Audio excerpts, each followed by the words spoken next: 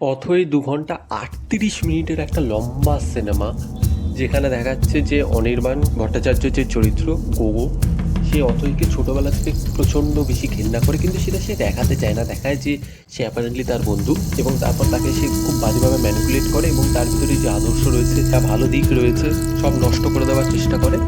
এবং অথই ভবিষ্যতে একটা বিয়ে করে এবং সে তার যে বৈবাহিক জীবন রয়েছে সেটাকেও ধ্বংস করে দেওয়ার চেষ্টা করে। তো ফাইনালি কী হয় কী না হয় সেটা দেখতে গেলে আপনাদের এই সিনেমাটা দেখতে হবে, adapted from William Shakespeare's play Othello. তো সিনেমাটা আমার কীরকম লাগলো? দেখুন, সিনেমাটার বেশ অনেকগুলো দিক ভালো রয়েছে এবং বেশ অনেকগুলো দিক খারাপও রয়েছে।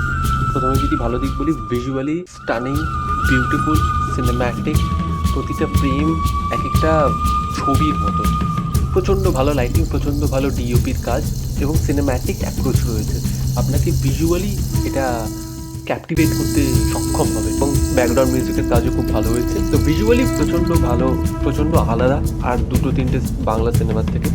এবং এখানে পারফরমেন্সেস সত্যি খুব ভালো হয়েছে, বিশেষ করে অনির্বাণ ভট্টাচার্য। তার কিছু জায়গায় ফ্লিপস রয়েছে, তার কিছু থিয়েট্রিক্স রয়েছে, ওভার দ্য টপ জায়গায় গিয়ে কিছু ডায়লগ ডেলিভারি রয়েছে, সেগুলো খুব ভালো। অর্ণ যে এটাকে ডিরেক্টর করেছে সেও খুব ভালো কাজ করেছে, অভিনয় তারও ভালো। শনি সরকারের কাজ মোটামুটি আমার ভালোই লেগেছে এবং এখানে ডায়লগ রাইটিংয়ের কাজও যথেষ্ট ভালো রকম হয়েছে এবং কিছু পার্শ্ব চরিত্র রয়েছে যাদের কাজ মোটামুটি হয়েছে। তো এগুলো ভালো। তো টেকনিক্যালি এটা খুব ভালো এবং যে লিড পেয়ার রয়েছে তাদের কাজ সত্যি খুব ভালো হয়েছে। এবং ফার্স্ট হাফে কিছু জায়গায় ডার্ক কমেডি ব্যবহার করা হয়েছে বা ব্ল্যাক কমেডি ব্যবহার করা হয়েছে। তাছাড়া ফোর্থ ওয়াল ব্রেকিং রয়েছে, এইগুলো সত্যি খুব সুন্দর হয়েছে এবং এগুলো সচরাচর আমরা বাংলা সিনেমায় দেখি না, দেখলেও এত ওয়েল এক্সিকিউটেড অবস্থায় আমরা দেখতে পাই না। তো এইগুলো সত্যি খুব ভালো। এইবার আমি যদি খারাপ দিকে বলি, প্রথমেই আমি যে খারাপ দিকে কথা বলবো সেটা হচ্ছে এর ডিউরেশন।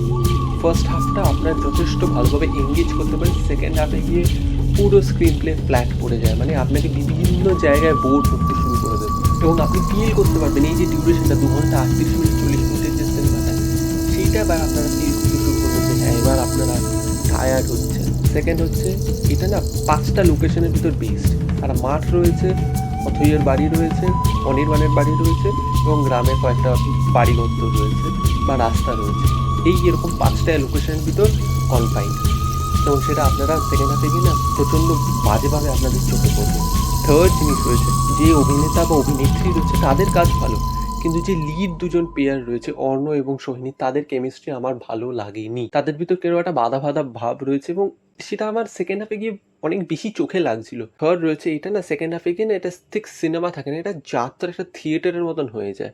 দেখুন, এরকম সিনেমা হতেই পারে, যাত্রা থিয়েটার অ্যাপ্রোচের একটা সিনেমা হতেই পারে, নিশ্চয়ই হয়, কিন্তু সেটা ট্রিটমেন্ট ওরকমভাবে হবে। ফার্স্ট হাফটা আপনি একটা সিনেমার মতন ট্রিট করছেন, সেকেন্ড হাফে গিয়ে হুট করে আপনার টোনটা চেঞ্জ হয়ে যাচ্ছে, সেটা হবে না। আপনাকে একটা ডিসেন্সি, একটা লিনিয়ার ওয়ে, একটা ট্রানজিশন আনতে হবে।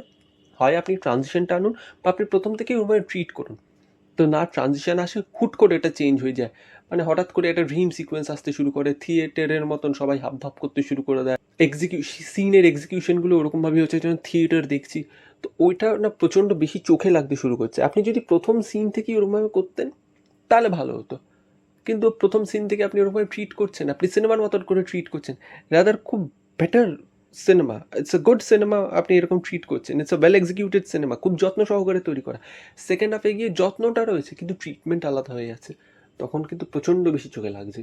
যে গোগোর ক্যারেক্টারটা রয়েছে, তার যে মোটিভেশনাল ফ্যাক্টরটা রয়েছে সেটা আমার কাছে একটু উইক লেগেছে, অনেকটাই উইক লেগেছে, সেটা আমার খুব একটা বেশি ভালো লাগেনি। এইগুলো নিয়ে না আমার সেকেন্ড হাফে গিয়ে প্রচুর সমস্যা লেগেছে। আমি এটাকে ভেরি গুড মুভি বলতাম। আমি যদি ফার্স্ট হাফটা দেখে উঠে যেতাম আমি বলতাম এক্সেলেন্ট সিনেমা, মাস্টার পিসের কাছাকাছি হয়ে গেছে, আমি বলে দিতে পারতাম।